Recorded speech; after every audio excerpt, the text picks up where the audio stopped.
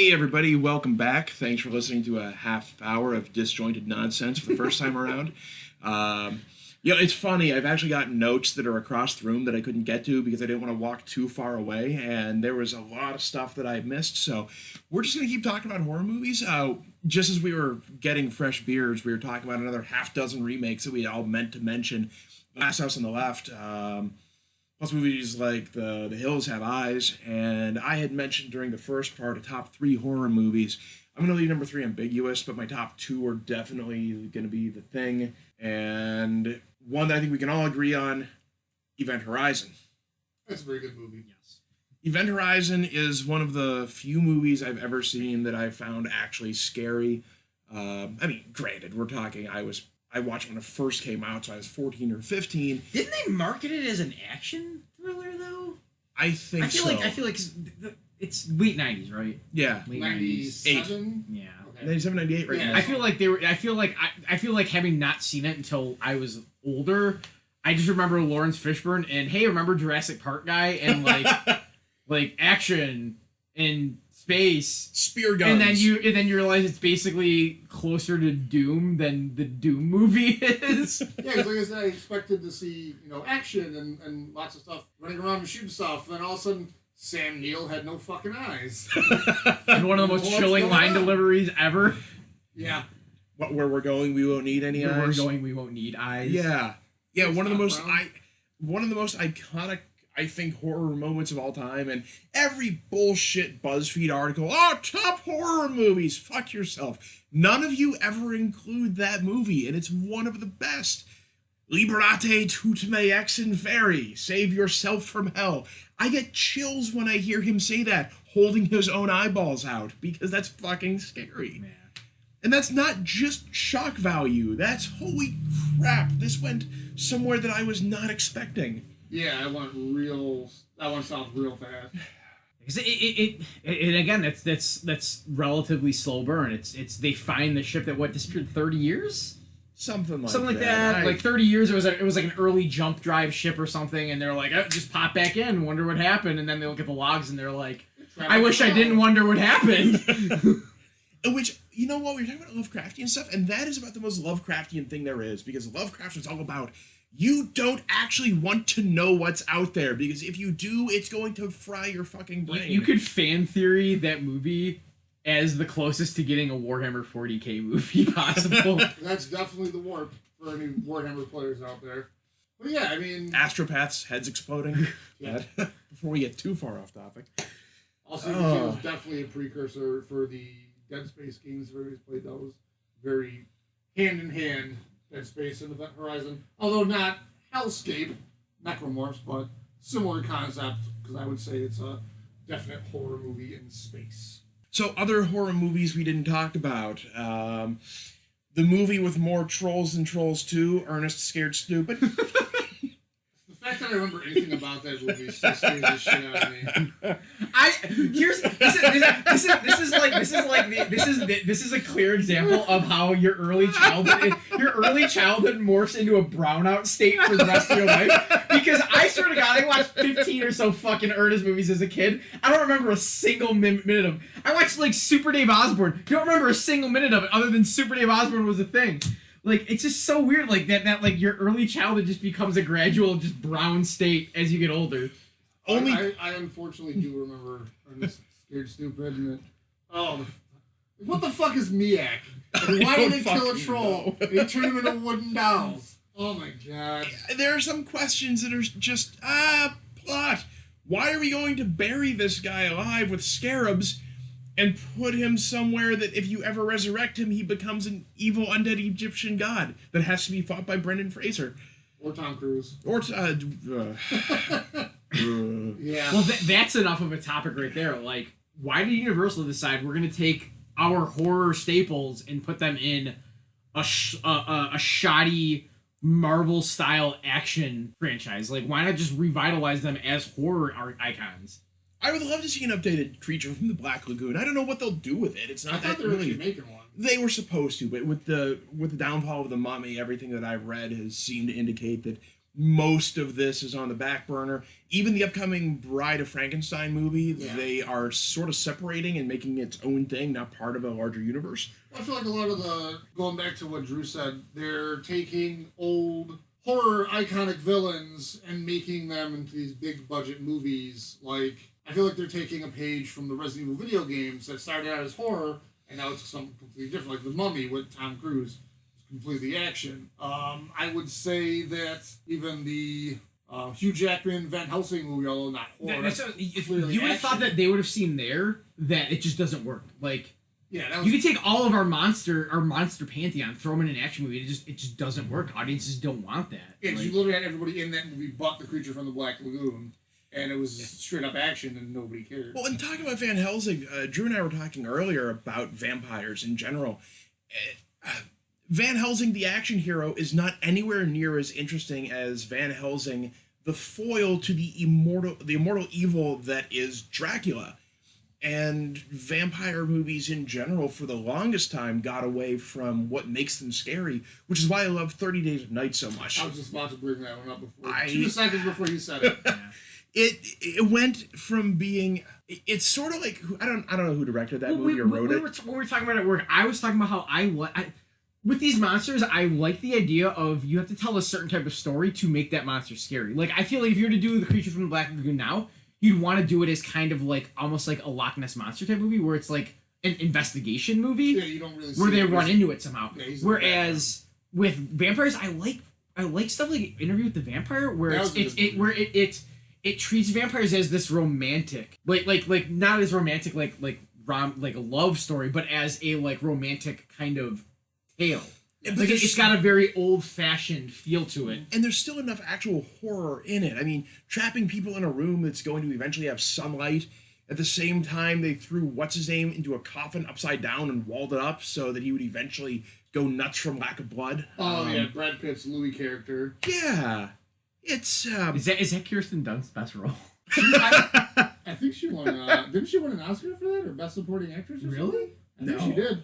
Really? I gotta look that one up. She's great in that. Banderas is great in the bit role in that movie. That was her first role. She was white. Wait, who's Banderas? Antonio Banderas. Banderas is the guy who leads the he's the head of the troupe that basically does performance. They murdered the girl on stage. Yeah. Oh shit, you're right. Yeah, because that movie's so fucking long, you forget that there's so many good beats in it. Yeah, after they walled up Brad Pitt, Banderas is the one that pulled him out of the wall. Yeah, because he saw like what his troupe was becoming, and they're becoming very decadent. You know, those vampires back then, or at least in that almost God, I forget the author. I apologize, but those vampires were very secretive. Like nobody is supposed to know they're there. They're hiding on the borders of society, because if society found out about them, you know, their whole race would be exterminated. And this troupe is, hey, we're vampires. We're gonna kill you, but it looks like it's part of a play, so you don't know. I'm gonna say that movie deserves like an achievement award for having Christian Slater in it and not being complete shit. It's true. Because having Christian Slater in a movie usually drops everything down a bit. What about Gleaning the Cube? Oh, skateboarding. What about Robin Hood? He's in Robin Hood. God, I haven't watched stunt ass Robin Hood in forever. No, remember they launched what's his name over the wall with a catapult, and Christian Slater's claim to fame is just saying, "Oh fuck me, he cleared it." In the one F-bomb they get in the whole movie, and they use it on that. So yeah. But no, back to what I was saying. Like I like that those certain monsters need certain story elements where like. You kind of want more like gothic horror for Frankenstein. You kind of want like what is science and what is not science type of thing. You want that kind of, you kind of want to build that kind of story that way. And for vampires, like the romantic angle always kind of works because they're supposed to be undying and ancient and very secretive, and that typically works for them. But 30 Days a Night is just, I like how that embraced and that I'd have to look at the timeline, but like you have crap like the young adult stuff like Twilight and all that humanizes them far beyond what their original like base power set is, and you could get into like the picayune details of that, but 30 Days a Night gets right that they are not human. No, they see you as food. Yeah, 30 Days a Night really portrayed them really well as the predators that they are. we're essentially all humankind is just prey, and they're the masters. They really showed that humanity had to hide the entire movie and hide these things out because there's no way to stop them. Can I just throw it out there that in the original video game Max Payne, there's a scene where if you stop and listen to a couple of henchmen talking, they actually talk about, well, why are vampire movies always set in Mexico? It's sunny. If I was a vampire, I go up to the North Pole where it's cold and there's no sun for 6 months. Rockstar gave the idea.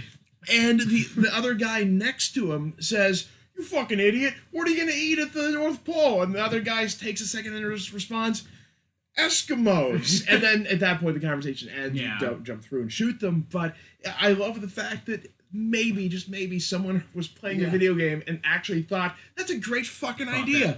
Yeah. And it's just a great setting for the story they want to tell because of the isolation of an Alaskan outpost town. Yeah.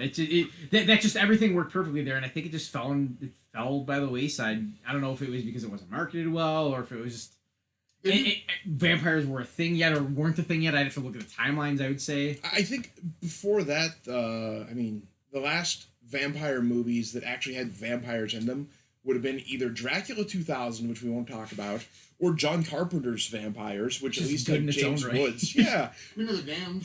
That was the one with Aaliyah. I was like, was Dracula 2000 the one with Aaliyah before she died? Because I feel like that movie came out and then she died like months later. No, Queen of the Damned was I can't remember her name, but then the one vampire was in a metal band, and every time he opened his mouth and sang, it was Jonathan Davis from Korn all of a sudden. And for whatever reason, not a bad movie. It's one of my girlfriend's favorites. I don't know why. Again, if you like Queen of the Damned, I'm not bashing it. I just don't get it. Everybody's got their pocket schlock. Yeah. Well, we all do. Also, it's a good segue into my next thing about him being in a band. For me, a huge part of horror is the soundtrack. The music that is in the movie, and I feel like a lot of modern day movies tend to use like licensed actual songs, which is why my favorite horror director of all time, as much as I love George Romero and I'm a huge fan of the zombie genre. Carpenter? John Carpenter. Yeah. Even he's had, flops here and there. I like Ghosts of Mars. I know it's a shit movie. It's Wait, was that Ice Cube or Ice T? I can't remember. It was Ice Cube. Ice Cube, okay. It's dumb and it's a turn your brain off movie.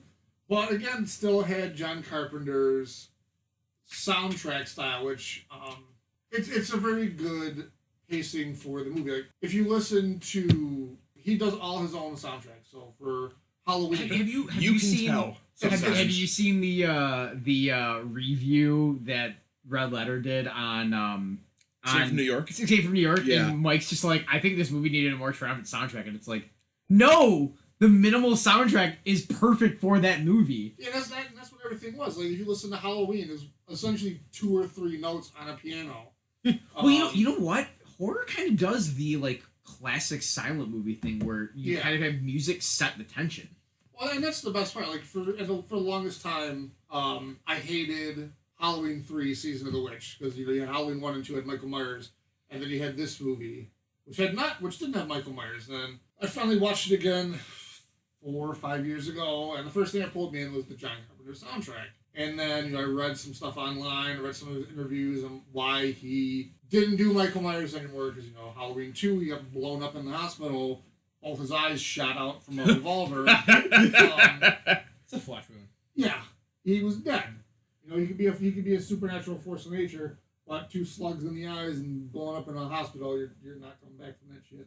And that so it's just for me, it's a big thing is soundtrack and sound design, which I feel like a lot of it's just it doesn't really do it anymore for me. And I don't know if it's because I watch too much original horror movies, because I'm a huge proponent of 70s and 80s horror, a handful of 90s and early 2000s, but nothing really lately has done it. And I've watched the first Conjuring movie, and it seemed like it had a lot of jump scares. It was tense in some points, but I feel like there was a lot more jump scares than actual tension. I think a lot of that, though, is that studios, like Sony Pictures would be the prime example, is like, yeah, we're gonna bankroll your movie, but like we got these artists on the label side that we need to push too. So it's like fit this in somehow. I mean, that could be. Whereas more like classically, like you buy the soundtrack and it's literally just like scene descriptions. Yeah. Well, I know that I was saying that It Follows isn't quite a new classic or anything like that, but that is one area of the movie that I loved was the soundtrack. It was very minimalistic, almost John Carpenter-esque soundtrack. Same thing that they ended up pulling back into Stranger Things. Yeah. So it's very similar in that. Yeah, when I first saw the opening credits to Stranger Things, like, holy shit, John Carpenter, 1970s, 1980s horror. And the thing is, like I said, I'm an outsider to the horror genre, but I've seen a couple of Carpenter movies, and even subconsciously, like you get that opening crawl and the way it looks, and you're just like, I'm in. Like tickets bought. I'm in with the series. Well, even the thing is, if you listen to that soundtrack, correct me if I'm wrong, but some of that soundtrack is just him hitting one note on a piano and holding it for a little while. Hasn't he gone on record? I don't know if you guys have read up more on his discussions about this. Of saying that he kind of downplays the soundtrack. He's like, to me it's just wallpaper. Like I just need it to, and it's like but that's essential. Like it's like the dude's rug. It really tied the room together. Yeah, yeah. He gives wallpaper in the house to present the room. So it does have a thing. You know, thinking about we're just talking about Carpenter, but you know, back then you had Wes Craven, you had Tobe Hooper for Texas Chainsaw, you had George Romero, you had John Carpenter for his, pantheon of movies. I can't really think of anybody modern times horror other than like Eli Roth that kind of stands out as a horror director. Well, Rob Zombie. What about Guillermo del Toro? I feel like he straddles the line between a bunch of different genres. I don't feel like a lot of his is horror. I was hoping for horror. When I went and saw Crimson Peak, fuck that movie, by the way, because that is one of the worst cases ever since probably Prometheus of you're promised one thing in the trailer and you get something else when you're in that theater. I went to that movie because the trailers promised me, oh, Guillermo del Toro is going to do a fucked up ghost movie. I got into there and it was a 2-hour Victorian love movie and it had a ghost or two in the background, and every fucking scene was a painting. It was a gorgeous movie to watch, but I would have rather just looked at a few stills from the movie and not sat through that bullshit. To make matters worse, they only had blue slushies, not red, and I wanted a slushie. I still remember that because it was the icing on the fucking cake. Yeah, it's the thing is I can't think of any dedicated horror directors, because what was the last thing that Romero did was what? The fuck was when they're on the island? Diary? Not Diary. It was with the fucking two Irish families that are feuding. Oh my god. That was the last of the Dead movie that he did. At the end Survival of the Dead. Yeah. But other than I knew he had, and they said he had plans to do more after that, but honestly, after Diary, I was like, I don't know if I'm in on these. Yeah, I mean, Survival was because it's been said by bigger people than us, but Diary felt like an old man trying to do a hip thing. Like Steadicam's cool, like vlogging. Yeah. You know what that MySpace. You know what that movie reminded me of? It reminded me of a Soviet. Like the Soviets would bring out old war veterans and give them another medal when they were 70. You know what Diary reminded me of?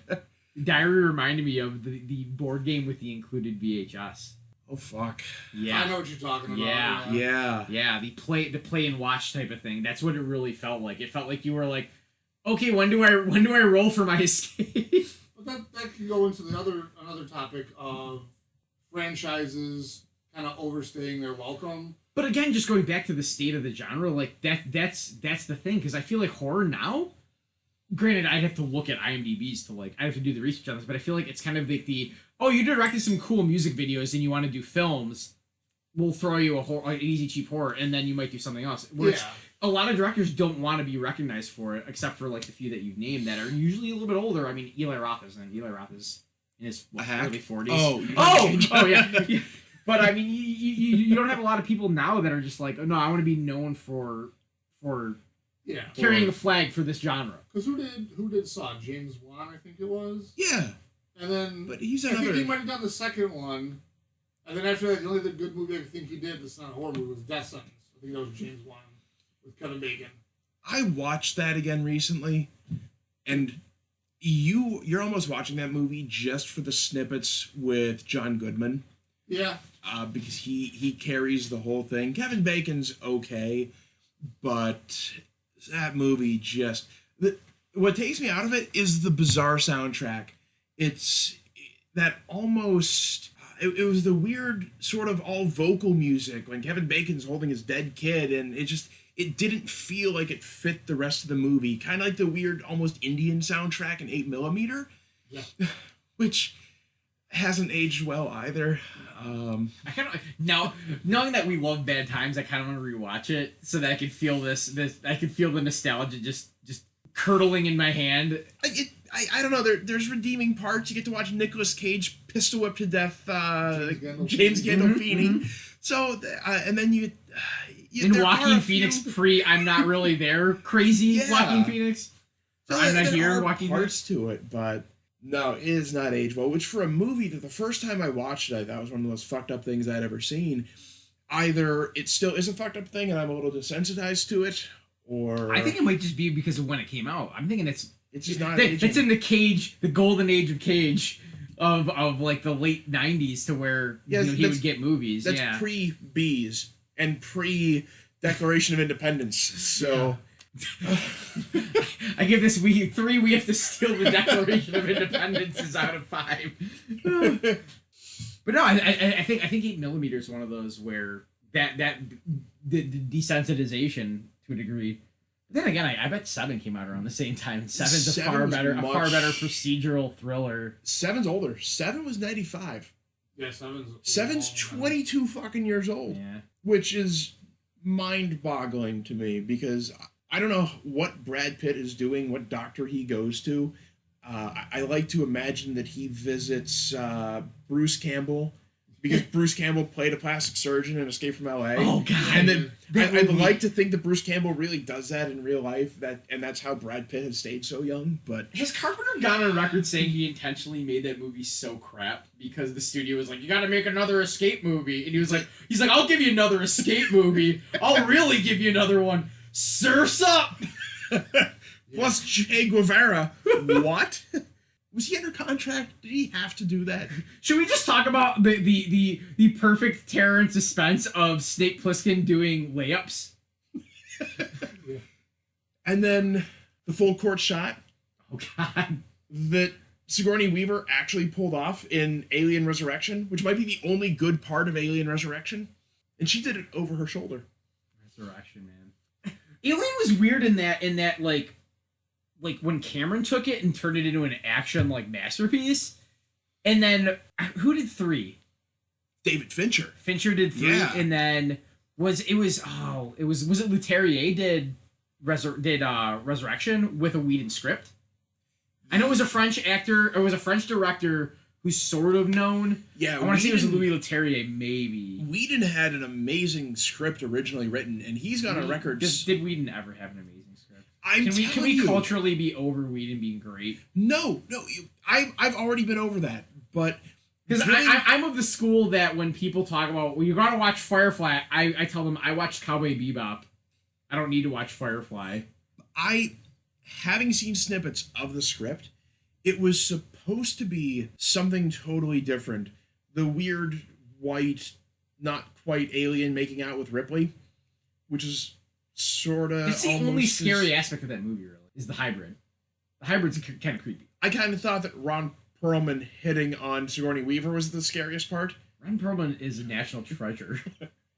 Punish for dirty laundry? Yes.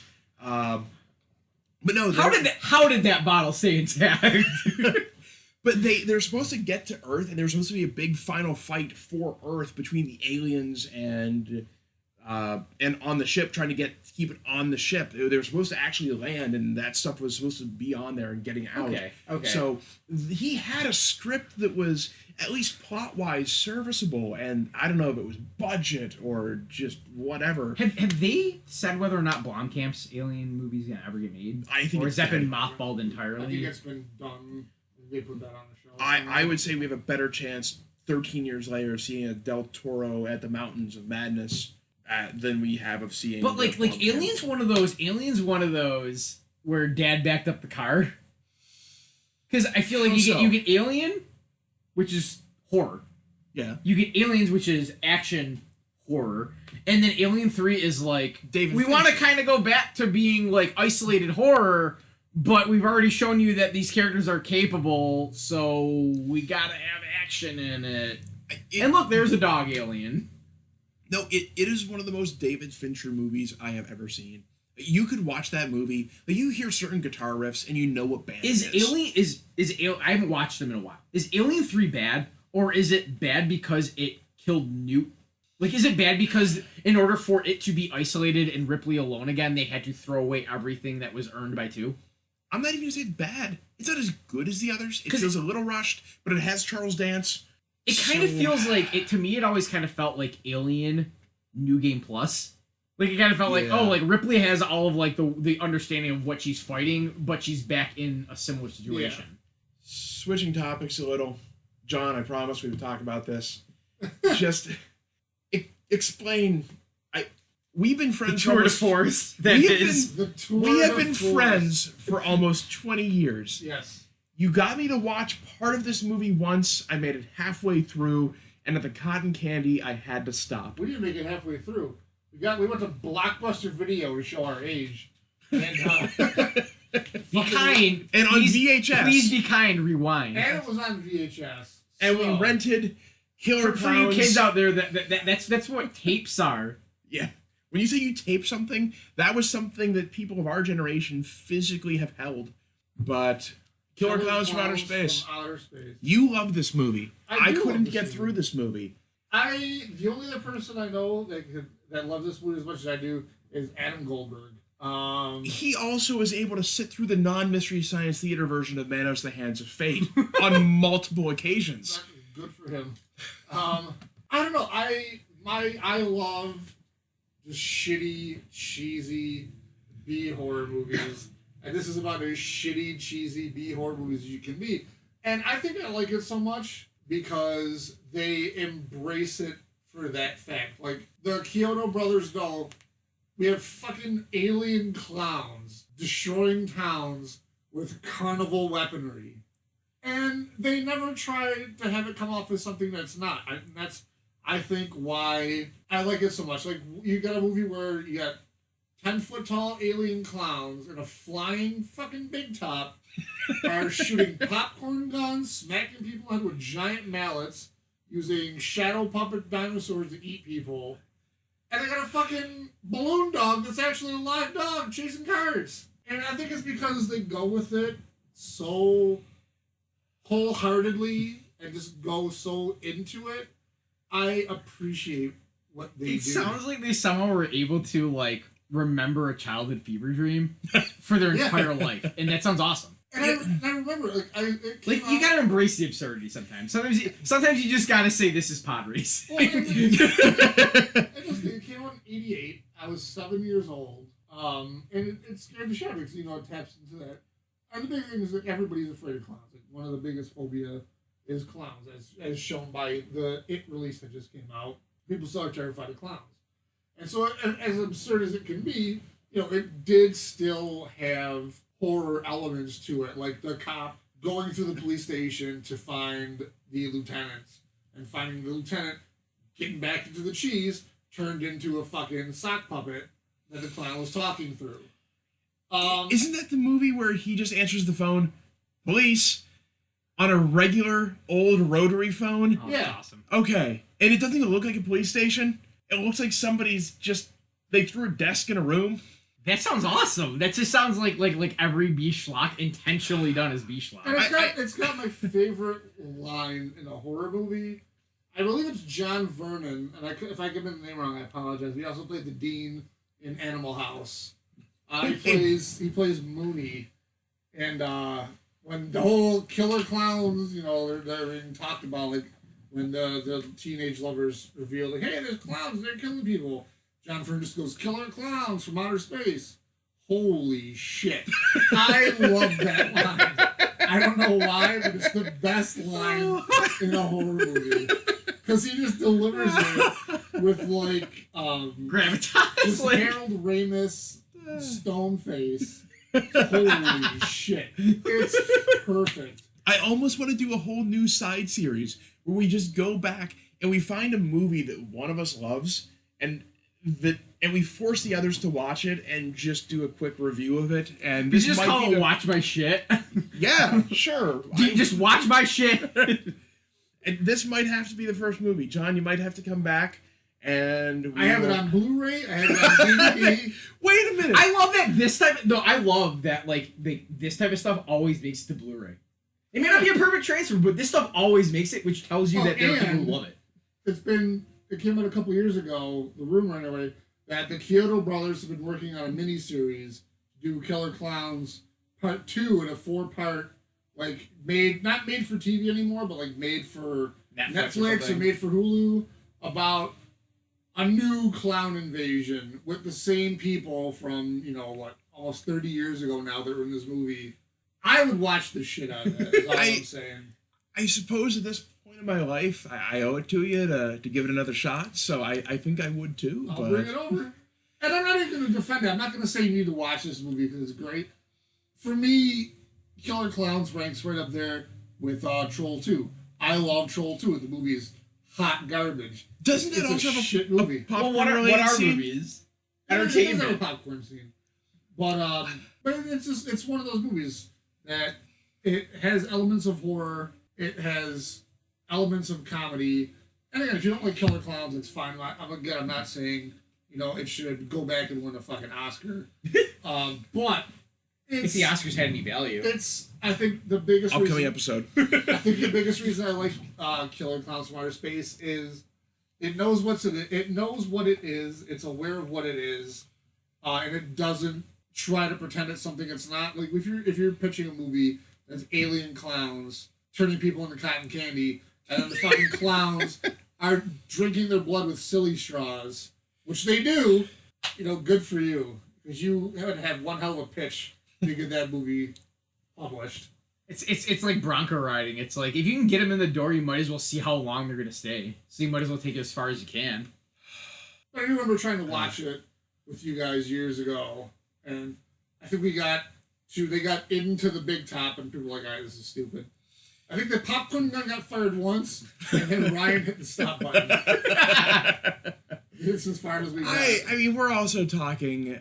I was probably late teen at the time. You'd have been early 20s. Yeah. And that's just you remember me from back then. I'm not really a fun guy now, but I was a fucking stick in the mud back then. So. Well, that was Brian. That was Brian. Now Ryan's back, or maybe Malcolm. Hi, Josh. Oh God. No, there was a joke going around. Just a little bit of anecdotal background because we're just bullshitting anyway at this point.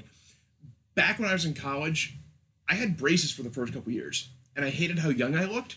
So I started wearing a shirt and tie every day to college. Every fucking day. But that became just my regular wardrobe. So when I started wearing just regular clothes, people called me Brian because the real Ryan would be wearing a shirt and tie, and I had an alter ego, which... So your doppelganger. Doppelganger was casual Ryan. Exactly. Okay.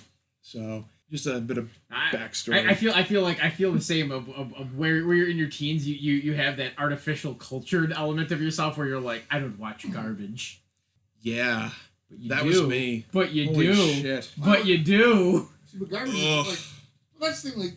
15-something years ago. Also thinking about, horror movies you watched as a kid versus watching them now. When I was a kid, the coolest thing for me in the world was fucking trucks. Like, I wanted to be a truck driver when I was a kid. I thought it was the coolest fucking thing ever. And all of a sudden, hey, Stephen King made a movie called Maximum Overdrive. Complete crap. What about, like, Duel? But... Yes. That's actually good. Like, Maximum Overdrive... Wait, are you implying that Maximum Overdrive is not Stephen King's best movie? I'm not going to say it's his best movie. I'm not going to say it's his worst movie. Have they done from a Buick 88 or whatever? I don't know. I will say it's a Stephen King movie. Like I remember just being terrified because of the whole concept of trucks coming to life and killing people. And then it's on Hulu currently. So I watched it, and I was like, I was afraid of this? The hell? Although We all had those. I was terrified of the face melting scene in the first Indiana Jones the first time I watched it. although watching an ATM machine call Stephen King an asshole was pretty cool.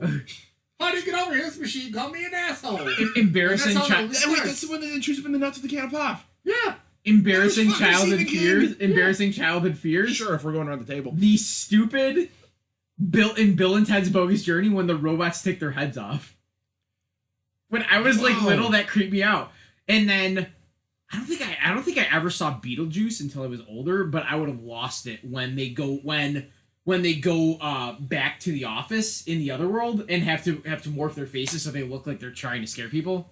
I probably would have lost it Well, at if that we're, as if a we're kid. getting back on, well, I guess to continue the childhood fear train, about even in horror elements that aren't in horror movies, you might even know where I'm going with this the minute I say it.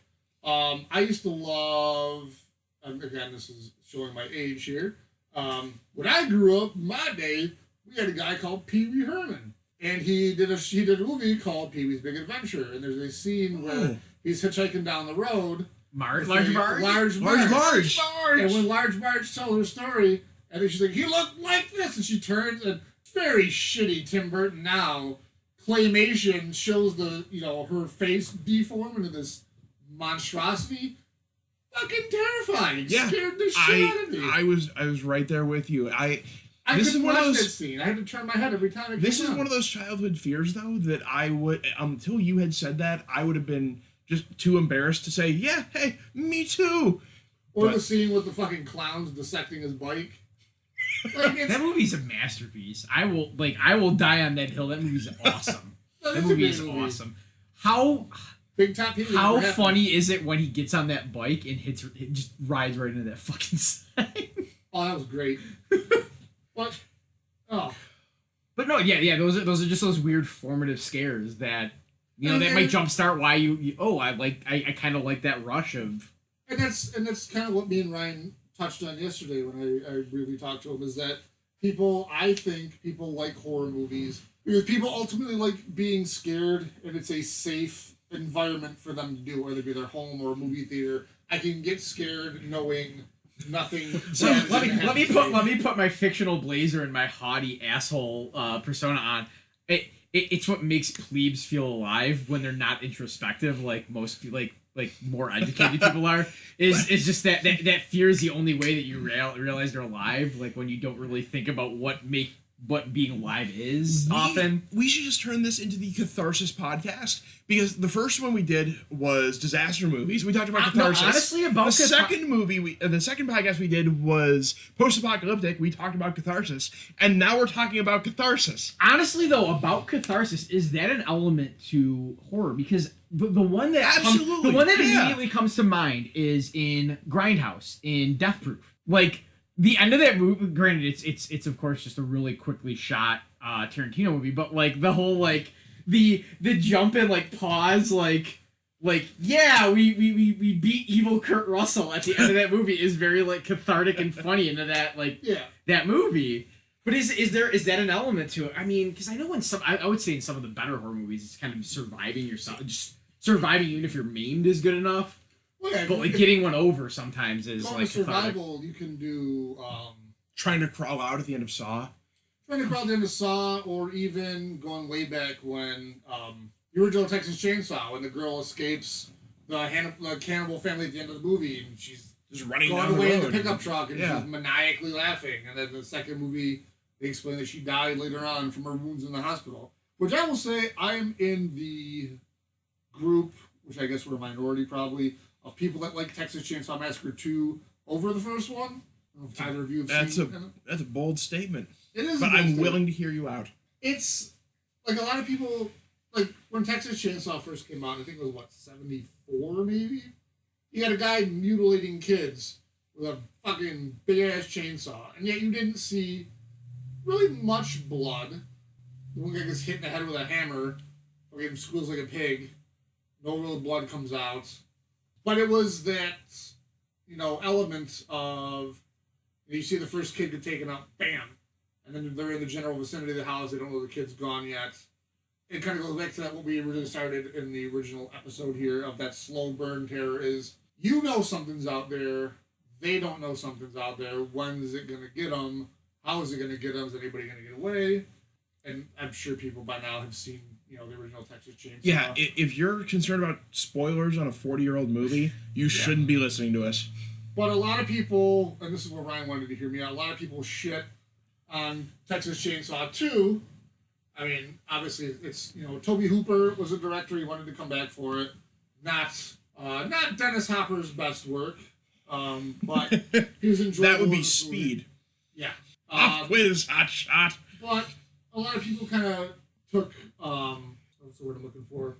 They didn't like Texas Chainsaw 2 because it went very dark comedy. Like, there was a lot of humor in the movie with, oh my god, what is it? I want to say his name is Metalhead, but or Crop Top or something like that, or Chop Top, that's his name, is talking on the radio station to the DJ, and he's just going on and on and on. It's Bill Moseley, who, if anybody knows Bill Moseley, he's a great horror actor. He played, again, House of a Thousand Corpses, Devil's Rejects. He was the long-haired leader of the family. Oh, no shit. That's Bill Moseley. Okay. Don't remember the character from Devil's Rejects, but he played Chop Top, and after the movie came out, everybody asked Tobe Hooper, the original Texas Chainsaw scared the shit out of everybody, and now you have this borderline comedy movie with, Leatherface using the chainsaw as like a phallic reference, and Tobe Hooper was like, well, yeah, because, there's no real way to top the violence that the first one did without getting like an X rating or just going complete gross out stuff. So he's like, I just made a right turn, and now I'm going to throw some comedy elements and just embrace the kind of wackiness. Sam Raimi did the same thing, though, going from Evil Dead to Evil Dead 2. Yeah, but at the time, I think Texas Chainsaw was more of a critical hit, whereas I guess the first Evil Dead is almost like was a cult following kind of movie. Is it kind of because the original went so far into the realm of this is unthinkable to put on film? Yeah, and that like at that point it's like tree rape. It's like oh, Texas Chainsaw. But no, but like to the point where it's like, well, in the second movie, like I could do that with like explosions behind it, like like how can you make abject horror more abject horror? Like you really can't. You have to kind of try find a new direction that fulfills you as a creator to where you're like, at least I'm having fun doing. Like you're gonna have fun doing it too. And that's really what Hooper said. He's like, there's no real way to top the horror, so I'm just going to do... I'm going to do what I want to do. It's my labor of love. It's my creation. I want to do this, and kind of, everybody else be damned kind of thing. Like, going back to Evil Dead, though, you've got two very different tones from the first and the second. The first one's just a low-budget horror movie. The second one is almost visual comedy. Yeah, that was a weird shift. I guess is the best way to put I it. like them both, though, for what they are. But they are both great movies, and upon, my first viewing of seeing Evil Dead 1 and then watching Evil Dead 2, I am thinking that Evil Dead 2 was going to be a continuation of the first one. And what I'm essentially watching is almost a remake of the first. Yeah, both beat for beat. But with more comedy elements. Because I guess, I could see... And I mean, I guess, looking at it with rose-colored glasses, almost 30 years later, that might scare the shit out of some people back in, the early 80s, late 70s for Evil Dead 1 with, just over-the-top demons and the whole house essentially coming to life and scaring the crap out of you. So I could see Raimi going like, yeah, that got kind of dark. Let's kind of... Let's take a step back. Well, it's kind of like, have you ever seen El Mariachi in Desperado? Yes. Where Desperado could be kind of a sequel, but it's more of a 1.5, where it's like, I'm going to tell the whole story over again, but have it open to more stories coming off of it. With a budget. Whereas that's what Evil Dead 2 kind of feels like, is it's like, we're gonna rewalk what you know, but have more lore come out of it. Did you see the remake of Evil Dead? I did not. Okay. Because it is definitely a little bit more... I'll have to. That's another one that I think will. I'd rather have some back and forth on, so I won't get into that one. But there's, you have to wonder if that was the original intent, or if the person that redid it decided just to take it to its logical extreme. What other horror movies haven't we talked about that we wanted to? I know we had a whole fucking list. One idea I wanted to talk about is with horror movies being a sign of the times, or maybe not even a sign of the times, but Reflection on their culture. Yeah, I would. Even that, like I feel like obviously some horror movies today would not, or some horror movies of the past would not fly today. Like, in my opinion, and this again is just me, if you tried to show as a new movie, like if the original one never existed, but you wanted to make it today, word for word, shot for shot, but just obviously with modern technology, a movie like The Exorcist coming out tomorrow, I feel like would not get greenlit or not get made in this current cultural climate. But to talk about that, you'd have to assume that the 172 Exorcist knockoffs since the first Exorcist didn't exist. If this was the first time ever that somebody was doing a movie about an exorcism, I think that would be a fresh breath of fresh air. And that someone might actually greenlight that. But you had two prequels with the same actors. Well, my question is, would it be made shot for shot like it is today? With, like, you know, the crucifix masturbation scene and stuff like that. Would that make it in the cut today? My gut says no, because of how crazy and how offended people have been getting lately. I don't know though, because don't you think with the way that modern trailers are cut, they would push hard for shock value to get people to buy a ticket? They wouldn't show stuff like that until you saw the movie. But like the best example is like Mother. Like, yeah, they're pushing so hard, like, you gotta see it, and then they'll put like the Albuquerque Times says it's like unfathomable. Like they'll put like dubious sources on the trailers or on the TV stingers to get you to go see this before you actually making any kind of informed decision on it. Where I think if they were to do something like The Exorcist today, they would do it as like you would never think that like film would go there, and people would go just because they'd be like, yeah, I want to see what they're like saying we would never see, and they'd be bored because The Exorcist is actually like a story-driven movie. Yeah. Oh, man. Yeah, I think that if it came out today, Exorcist would almost be in the realm of art house. Yeah. I think it could still get made. I don't think it would have had the same audience that it did back then. Definitely. One of the few movies that still holds up well. Oh, yeah, Exorcist. We were talking earlier, too. Nosferatu. It's, what, 90 years old? 1920s? 23? Yeah. Yeah. It's fucking old. And that's another one that I rewatched recently. And I gotta say, just German Impressionism, the way that they used just the longer shadows, and the fact that there is no sound in those, it's a silent movie. The whole thing combines to make a very visually disturbing movie that I know could not be replicated today. That being said, anyone here watch Shadow of the Vampire? I've not. Familiar with it? No. I've heard of it. I've never seen it. I had to go and buy it because it is one that did not get a Blu-ray release. I had to buy it. It's been out of production for years now. But Willem Dafoe is in this movie with... Was it John Malkovich? I gotta look this up. But I believe, I want to say you're right with John Malkovich. But anyway, it's a movie. It's a fictitious telling of the making of Nosferatu. Now you're kind of refreshing me. Yeah. It's kind of like a movie about the making of the movie. And it leaves it in question for the whole runtime. Did they get some early version of Daniel Day-Lewis, who was a method actor? Or did they get an actual vampire? And I mean, I'm not going to get into spoilers because if you guys haven't seen it, that's one that I'll let you borrow. But just, if you see Nosferatu, Willem Dafoe's mannerisms are spot on to the original movie. And if you haven't seen it, we're talking horror movies. This is just a personal recommendation to the 3 people that may listen to this. Go out, if you can get a copy of it, if a friend has it, whatever, or just go on eBay and buy a used copy. it is worth the watch if you're into that style of movie.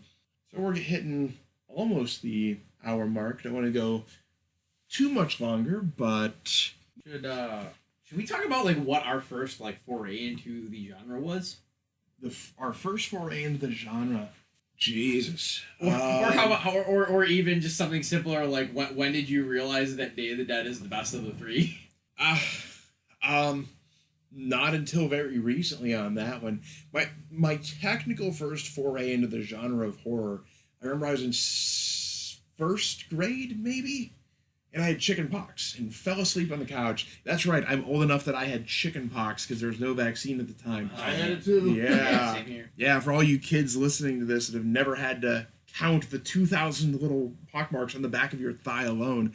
But I remember waking up and there was a made-for-TV horror movie on the TV. I'd fallen asleep watching some sort of kids programming and woke up, and VCRs at some point would just stop and the TV would come on, and it was the made-for-TV movie Buried Alive. And that is not what you want to wake up to when you're in a when you're super feverish and in first grade. That's something that kind of sticks with you. Watching a guy sort of clawing at the top of a coffin. Yeah, probably not what I should have kept on in the background. So that was my first unintentional. My first probably intentional foray into the horror genre would have been, oh my God, maybe Alien? Because my dad was insistent on showing me some of these classics. And Alien is one of the first that I actually remember. And that would have been actually around the same time, right around somewhere between second and third grade. I had seen earlier classics, of course, like Ernest Scared Stupid, but going into actual horror movies like the classics, I would consider Alien a horror movie, but I'd have to think on it to know what I got into for the first more traditional horror movie. I'll go next because I mean mine's gonna be very simple because like I said I'm kind of an outsider here, but the first time I'd unintentionally, Johnny probably would know, but I remember like I was at my aunt and uncle's and they were watching. It was one of the Jason movies where like a military force kills him and like he was supposed to be maybe it was Jason Goes to Hell where like he gets killed at the end of it. Yeah. Where he gets killed at the end of it and like I had not touched it since then. And then I would say that I can remember right now. When I was in college, I watched on YouTube on Halloween Dawn of the Dead. Original remake. Original. And loved it. It's so good. See, I would say my intentional and unintentional foray into horror, for as much as I, kind of shat on the whole idea of running zombies in the other podcast, is Return of the Living Dead. And this was, Dan O'Bannon directed it, and I think he was originally part of the original team that did Night of the Living Dead. And he kind of split off and did his own thing, and Romero did his own thing, so he had to make his movies a little bit different than to not be completely Romero's. derivative. Yeah, so his zombies could run, his zombies could talk, albeit very poorly. But I remember, that came out back in probably 85, maybe even 86.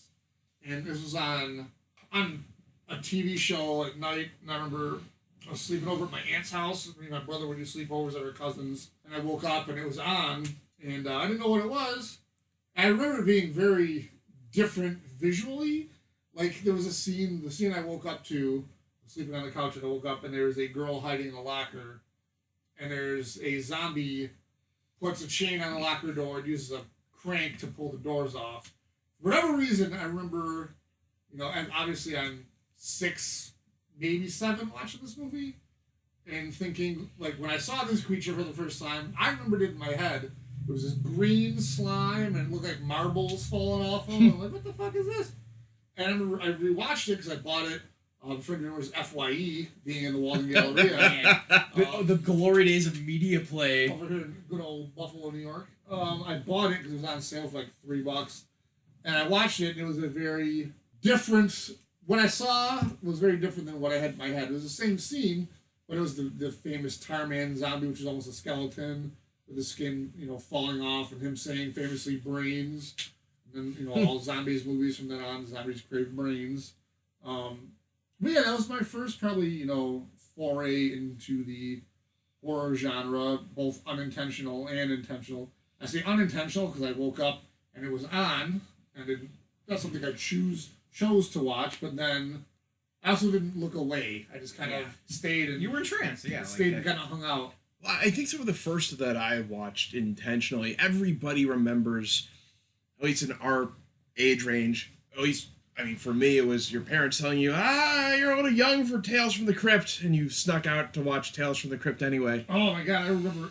Yeah, that was. Yeah, that's actually a good point. A good horror talk about, because there's not many episodes of that I remember, but I do distinctly remember one episode of Tales from the Crypt. Because first of all, the Crypt Keeper being a kid scared the shit out of you. Even though he was a puppet, he scared the living shit. Back when physical props were enough.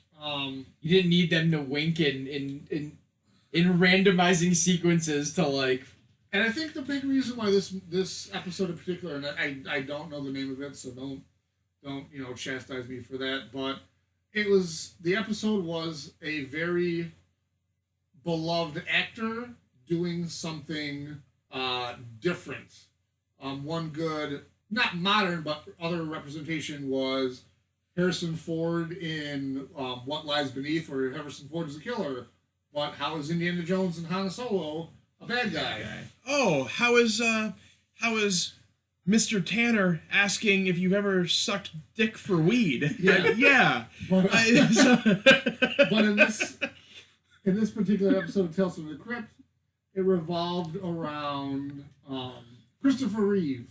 And Christopher Reeve was Superman. Yeah. How could he do no wrong? And the episode was he ran a diner in New York City. And I haven't seen it in probably 20, 25 years, whenever it came out. So I could be, thinking about this wrong, but it was either a health inspector or a loan shark asking for money. And there's a scene where Christopher Reeve grabs the guy by the head and pushes his face down on the flat top. And he's cooking the guy's head while he's alive. And that scarred me for the rest, till current. Because it's something that, it's not in itself scary. Because, the guy was killed because he found that Christopher Reeve's steaks were actually human meat that he was cooking on the grill. So Christopher Reeve killed this guy. So, but it was more along the lines of you're seeing somebody who in your childhood is Superman, and now he's like, your face is a hamburger. It's just kind of that like break, that reality break where you're like, oh yeah, like they make their they're not that character. It's like they can decide to be something else, which is like that's a fun aspect of everything. But for me, I would love to be in a horror movie where there would be an actor, because I feel like you get the most freedom to do whatever you want in a horror movie. You can run really the whole kind of gamut of emotions. You could be angry, you could be obviously sad, afraid, happy, whatever. I feel like horror kind of really encompasses every kind of emotion you can have. Well, that too, and often in horror, because they want you to kind of question whether or not your main characters are going to survive, they'll make them unlikable people. Yes. And you don't really see that you do in other genres, but in most hero worship type movies, action movies, they're paragons of virtue and stuff. And in horror movies, you get people who are just not always good. Yeah, and maybe that's just me being Riddick. In Pitch Black, that was a monster movie. Yeah, and he's an asshole criminal. Yeah. Well, for me, I don't know if it's just me being old and older and jaded, just not hating or me not liking the youth of this current time, but for my money, when I was watching with my ex-girlfriend the Friday the 13th remake that came out in the early to mid 2000s. The one where the first group of kids was killed in the very beginning of the movie, and we're like, holy shit, is that the end of the movie? I do come to find out, later, spoiler alert, he kidnapped one of the kids and because he looked like Jason's sister or some shit. I don't know. But for me, every fucking kid, from the Asian kid to the black kid to the the loving jock couple, I wanted every one of these kids to fucking die. I couldn't stand any of us. Kind of what you said earlier about you make them unlikable, and to the point where there's a scene where the Asian kid is trying to find a flashlight, and Jason has him outside, and he's like kind of torturing him, or it might even be the African American kid. Either there's a kid outside getting tortured, and Jason's using him as a trap, and the kid's, no, it's a trap. Like, should we go out there and help him? And I'm like, yeah, go out there, fucking die, because you're literally terrible. And entertain me. And I think that might even be part of it too. Is you walk a fine line between you see something that you want these kids to survive, but they try so hard to make them so unlikable. You just want them to die. What is it? The Schadenfreude. Yes. Of like I'm here to delight in your misery, but only to a certain extent that like I want the plot to keep moving. Or like you can all die in humorous ways, but like does that really leave me with a story? Or the one trope, and I know I bashed on it earlier. just that would be hilarious if there was a horror movie where like in the first 10 minutes like all the mains die, and then the end of the movie is like the Hulk wandering music and like the killer just walking down the road. To credits, just gotta find somebody else to kill at this point. No, that'd be amazing. I would watch that. But like the big trope of the killer always coming back and always getting up and he's dead, now he's back, he's dead, now he's back. As much as I bashed the Rob Zombie Halloweens earlier, there was a scene towards the end with Malcolm McDowell, which I thought he delivered perfectly. Was, the movie ended kind of like the original Halloween, where Michael Myers gets killed, gets back up, gets killed again. Okay, so he's dead now. He died twice. In the first movie he died twice. That's it. And there's the famous line with Jamie Lee Curtis in the original movie. He goes, "Oh, it really was the boogeyman." And Donald Pleasance says, "Yes, it was the boogeyman." They kind of do that in Rob Zombie Halloween, where the girl, who again I can't remember the redhead actress's name, she sits down in the car with Malcolm McDowell, who's the new Dr. Loomis, and she looks at him and she goes, "It really was the boogeyman." He goes, "Yes, it was." And all of a sudden, for the third time, Michael Myers comes through the car window, pulls the girl out, and Dr. Loomis goes, "Are you fucking kidding me?" Like, amazing. Because that's, making, to me, that was making fun of the whole... Winking at... The whole trope of, hey, he's dead, wink, wink, no, he's not. And I know, as we've been talking, I've been thinking, too, I know I've been bashing the last decade or so of horror movies in general for being nothing but garbage jump scares. But the more I start to put together a list in my mind, we've got 28 Days Later. Good movie. We've got... 28 weeks later. Which one? 28 weeks later. 28 weeks later. Not as bad as I think that you're thinking, or I'm just remembering it a little more fondly. I rewatched it. You want to? This is the anal retentive lore annoyance of it. There's other aspects of the movie that I don't like. Is when they're at the carnival where they're with the carousel. There's one of the infected that's literally got an exposed rib cage, and it's like you spent the entire first movie saying that they're basically just rabid living humans. Fair. They died off because they had nothing to eat, and then you have there's no way that would walk unless it was a zombie, and it's just kind of are you aware of your own universe at this point? And that worried me. The second is not the first. I will be the first to admit that. The But first it one had was its moments. The first one was very good, which I like to... Part of it's because Doctor Who's an asshole. When you hear about I guess if you watch the actual you get the extended versions, the scene where, and again I don't remember Cillian Murphy's character's name, but when he's walking across the bridge by Big Ben and all the debris is flying past him. I guess if the camera pans a little more in the director's cut, because they essentially shut down downtown London to make this movie. Mm-hmm. I guess if you just turn the camera ever so slightly, you could see literally the city of London waiting to go to work. Oh, wow. They're waiting in the background for them to finish shooting the scene so they can just go to work. Yeah. But no, that... Yeah, there have been others. 10 Cloverfield Lane I really liked. I liked it up until the aliens came out. Yes, I liked it until the last 5 minutes. Is there a reason? Is it because you didn't want them to confirm or deny anything? I wanted the ambiguity. You wanted ambiguity? The ambiguity, the whole point of the fucking movie was you don't know if John Goodman batshit crazy, or is there something really going on? You don't know the fact that you don't know feeds into the horror of it. Are the monsters inside or outside? You don't know, and that's the whole point of the movie. Like what Ryan's going on for the ambiguity part is if you're building up the whole movie to be ambiguous, and all of a sudden you lift that curtain and everything you tried to build up is now just gone. And I think they wanted to do another movie universe out of it, so that's and the fact that why she killed a mothership with a Molotov cocktail. Come on. But again, is that and that's the other question is that and I don't know if either of you know, is that movie supposed to be connected to the original Cloverfield? Sort of. Or is it supposed to be a whole? I think it's kind of like Abrams kind of wanted to keep the name alive to either draw people in to see something they might not normally see. As much as I don't like the found footage genre, I thought the first Cloverfield was pretty. Cloverfield's a really good American kaiju movie. And it's cool because if you watch the DVD, like they interview Abrams, like why did you create this movie? And he goes, I was on vacation with my son in Japan, and this was early 2000s, and he goes, we're walking through a store, and they still prevalently have Godzilla action figures, and Godzilla is still a huge market in Japan. He goes, we don't, other than King Kong, which was decades and decades ago. He goes, the United States doesn't have a huge kaiju movie. We watch them. We watch all the Godzillas. We watch all the King Kongs, but we don't have anything that's our own.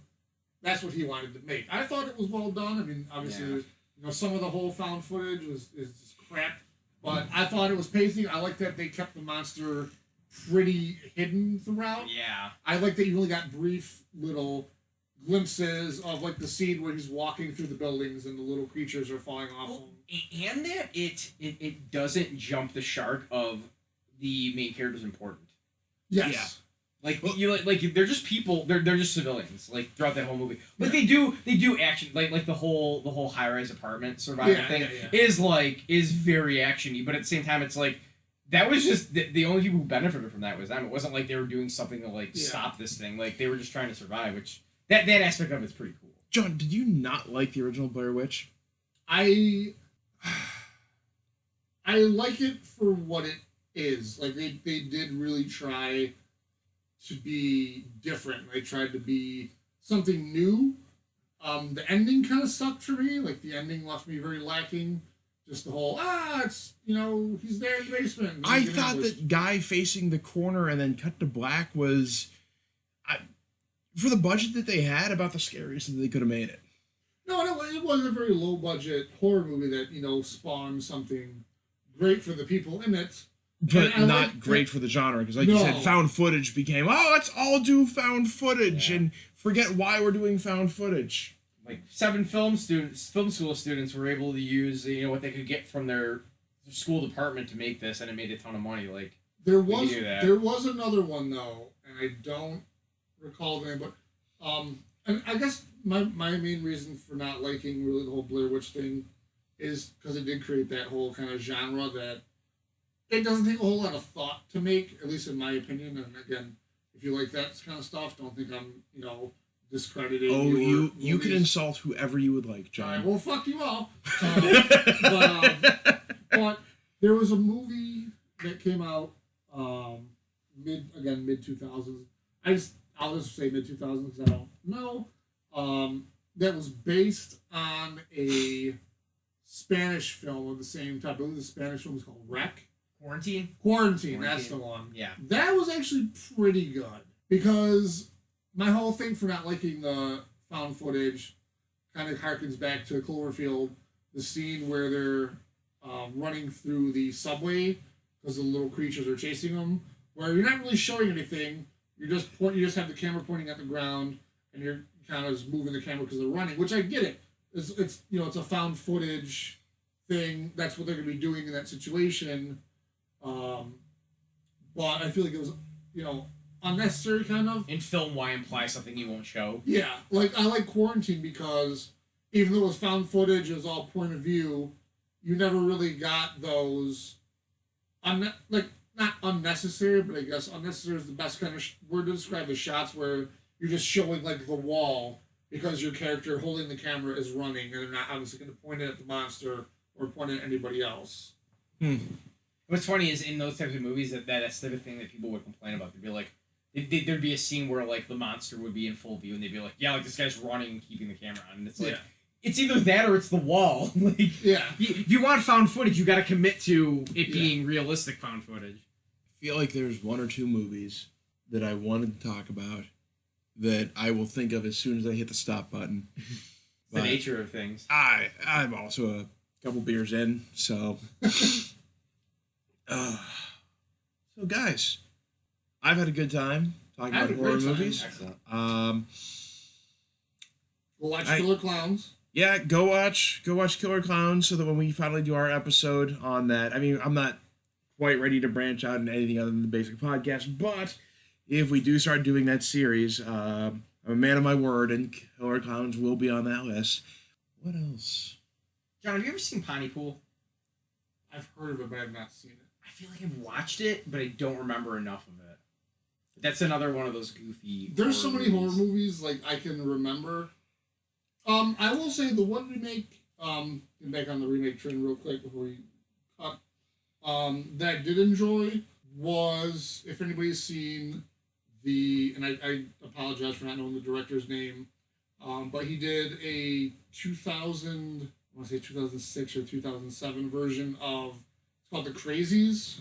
I love The Crazies. I thought that was great. I own both versions, and it's one where I will say, the remake is better than the original.